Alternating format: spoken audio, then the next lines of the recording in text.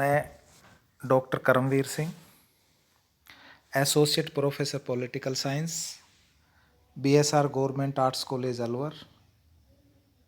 आज हम BA part second का paper second, Indian political system, भारतीय राजनीतिक व्यवस्था में जो हमारा टॉपिक चल रहा है, टेररिज्म इन इंडिया, भारत में आतंकवाद। तो प्यारे बच्चों, आतंकवाद से जो प्रभावित भारतीय क्षेत्र हैं,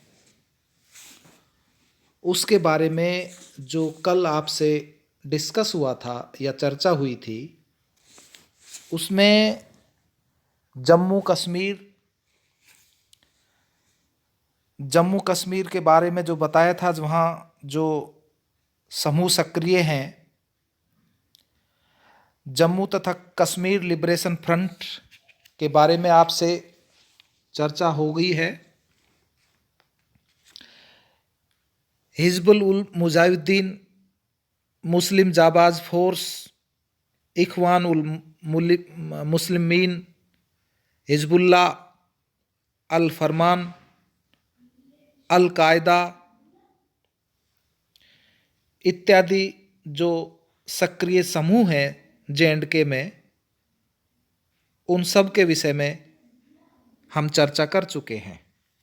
इसके साथ ही पंजाब में जो आतंकवाद है, उस विषय पर भी आपसे चर्चा हो चुकी है। उसी कड़ी को आज आगे बढ़ाते हुए आज चर्चा करेंगे नक्सलवादी आतंकवाद, इसके साथ साथ उत्तर पूर्वी राज्यों में आतंकवाद। तो प्यारे बच्चों, जहाँ तक नक्सलवादी आतंकवाद का सवाल है, आपको मालूम होगा कि पश्चिम बंगाल के जो नक्सलबाड़ी में चारू मजूमदार के नेतृत्व में भारत के साम्यवादी दल यानी कि माओवादी लेनिनवादी जो दल है, उसके सिद्धांतों को कार्य रूप में परिणित करने के लिए ये आतंकवादी आंदोलन का प्रारंभ हुआ। इसके उद्देश्य जो है, उद्देश्य सामाजिक आर्थिक न्याय पर आधारित व्यवस्था की स्थापना था। पश्चिम बंगाल में कानू सन्याल, आंध्र में बी सत्यनारायण, केरल में कुन्नीकल के नेतृत्व में इस आतंकवाद ने अपने पैर चारों ओर फैलाने प्रारंभ कर दिए। भूमिहीन मजदूरों के, भूमिपतियों के विरुद्ध खूनी संघर्ष में निर्दोष सामान्य जनता के साथ साथ यादवपुर विश्वविद्यालय के कुलपति की हत्या कर दी गई।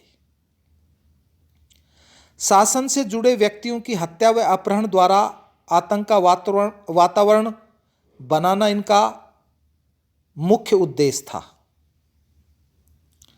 आंध्र में पीपल्स वार ग्रुप जो है, वो काफी सक्रिय रहा और भूमिपतियों द्वारा सदियों से किए अन्याय के प्रतिरोध तथा आक्रोश के रूप में यह आतंकवादी आंदोलन अस्तित्व में आया।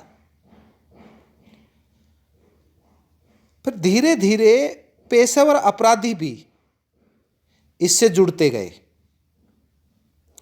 भारत सरकार को इसे रोकने के लिए अर्धसैनिक बलों का प्रयोग करना पड़ा। मार्क्सवादी बुद्धिजीवियों ने भी चीन के दोहरे मापदंडों पर आधारित व्यवहार को समझ लिया। चीन स्वयं पूंजीपति देशों से सहयोग प्राप्त करता रहा है और साथ ही पाकिस्तान की प्रतिक्रियावादी प्रवृत्तियों को बढ़ावा देता है। आपको पता ही है। श्री जयप्रकाश नारायण तथा अन्य नेताओं ने सामान्य जनता से ऐसी गतिविधियों से दूर रहने को प्रेरित किया और उन्होंने नक्सलवादी नेताओं से भी मिलकर आतंकवादी गतिविधियों को रोकने का प्रयास किया।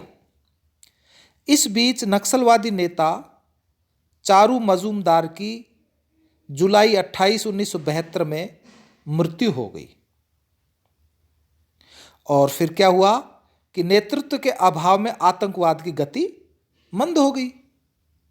भारत को अस्थिर करने का प्रयास का चीन को विश्व स्तर पर कीमत चुकानी पड़ी, उसकी छवि खराब हुई। 1977 में नक्सलवादी नेता संतोष राणा ने पश्चिम बंगाल की विधानसभा में प्रवेश किया तथा भारतीय संविधान के प्रति आस्था व्यक्त की। नक्सलवादी नेता कानू सान्याल ने आत्महत्या कर ली। कहने का तात्पर्य यह है कि कुल मिलाकर नक्सलवाद का प्रभाव अभी भी कम नहीं हुआ, अपितु इसके प्रभाव क्षेत्र का विस्तार हुआ है। नक्सलवादी गतिविधियां छत्तीसगढ़, मध्य प्रदेश, बिहार, झारखंड, उड़ीसा, आंध्र प्रदेश, महाराष्ट्र में फैल गई, आपको मालूम ही है। नक्सलवादी कभी छत्तीसगढ़ के जिला कलेक्टर को अगवा कर लेते हैं, तो कभी उड़ीसा में किसी राजनीतिक को या कभी विदेशी सैलानियों को उनको छोड़ने की एवज में अपनी मांग मनवाने का दबाव बनाते हैं, या फिर कठिनाई से पकड़े गए अपने साथियों को छोड़ने के लिए सरकार को बाध्य भी करते हैं। तो नक्सलवादी आतंकवाद से निपटने के लिए छत्तीसगढ़ में एक प्रयोग किया गया जो सालवा जुड़ुम के नाम से जाना जाता है। सालवा जुड़ुम का स्थानीय भाषा में अर्थ है कि शांति यात्रा। 2005 में प्रारंभ किए गए इस अभियान को छत्तीसगढ़ सरकार का समर्थन प्राप्त था। कार्यकर्ताओं को हथियार उपलब्ध कराए जाते थे और उनके प्रयोग के लिए प्रशिक्षण भी। यह किसी प्रकार से भी शांति अभियान नहीं रहा तथा अपने उद्देश्य में असफल रहा। अंततः इसे समाप्त कर दिया गया। नक्सलवादी आतंकवाद न केवल बना हुआ है, अपितु आसपास के क्षेत्रों में भी वो धीरे धीरे पैर फैला रहा है। जहां तक उत्तरी पूर्वी राज्यों में आतंकवाद का सवाल है, तो आपको पता होगा कि उत्तर भारत में आतंकवाद के सिर उठने के लिए कई स्थितियां जिम्मेदार हैं। जैसे मैं बताऊं कि 1962 के चीन युद्ध में भारत की स्थिति कमजोर हो गई।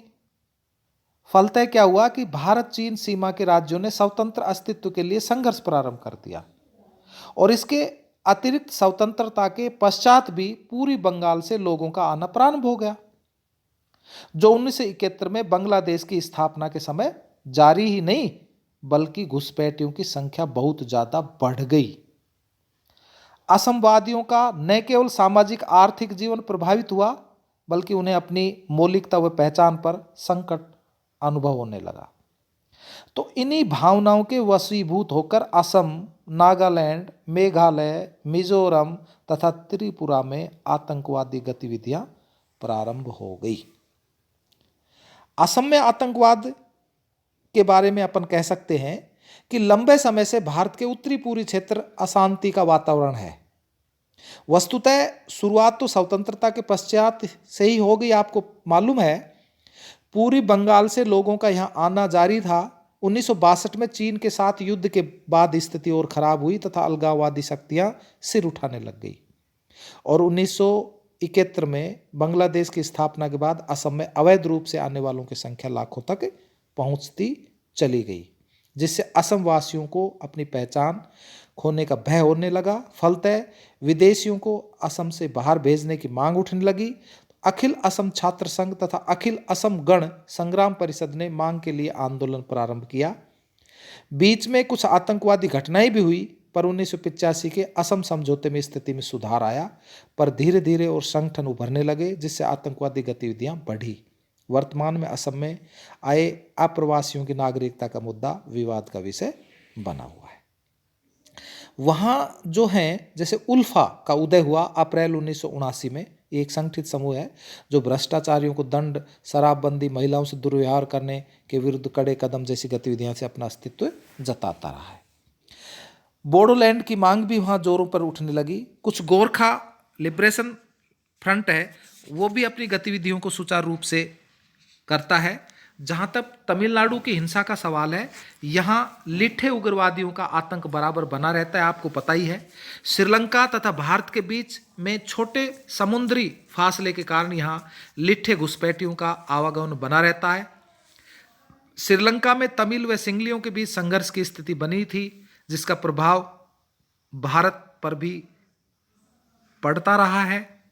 चरम अवस्था में आपने देखा ही होगा कि श्री राजीव गांधी की हत्या 21 मई 1991 में एक मानव बम के द्वारा उस समय की गई, जब वे श्री पेरुम्बदूर में एक चुनावी सभा को संबोधित करने जा रहे थे। तो लिट्टे प्रमुख प्रभाकरण को श्रीलंका की सेना द्वारा मार दिया गया। तब से यह समस्या एक तरीके से समाप्त सी हो गई है। तो ये हमारे यहाँ कहा जाए कि जो मैंने बताया आपको कि आतंकवाद के जो ये प्रभावित क्षेत्र हैं, जिनका आपसे चर्चा की है या डिस्कस किया है, अब सवाल ये उठता है कि ऐसे कौन से कारण हैं, आतंकवाद के ऐसे कौन से कारण हैं कि आतंकवादी गतिविधियों को जन्म या हवा देने वाले वो कौन से कारक हैं जिनके कारण ये गतिविधि होती हैं या आतंकवाद फैलता है। इस विषय में आपसे चर्चा जो होगी वो कल जो आपकी ऑनलाइन कक्षा होगी उसमें आतंकवाद के कारणों के बारे में अपन व्याख्या विस्तार से करेंगे। धन्यवाद।